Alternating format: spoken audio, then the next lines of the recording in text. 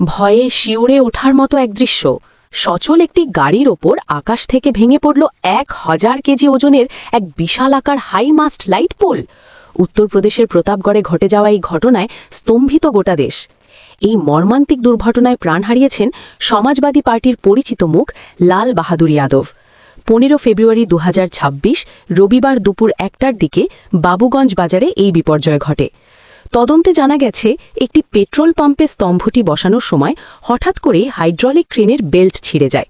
1 ton ওজনের এই ধাতব পোলটি সরাসরি তার চলন্ত গাড়ির সামনের অংশে আছড়ে পড়ে। যাদব কোনো প্রতিক্রিয়া দেখানোর সুযোগ পাওয়ার আগেই সব শেষ হয়ে যায়। 47 বছর বয়সী এই নেতা পেশায় একজন ঠিকাদার ছিলেন। এই ঘটনায় চরম গাফিলতির অভিযোগে পুলিশ তদন্ত শুরু করেছে এবং সংশ্লিষ্ট ক্রেনটিকে হেফাজতে নিয়েছে। জনবহুল বাজারে কোনো নিরাপত্তা বেষ্টনী ছাড়াই কেন এই কাজ চলছিল? এই মৃত্যুর দায় কার? আপনার মতামত কমেন্টে জানান। আরও খবরের জন্য সাবস্ক্রাইব করুন শর্টস আপ।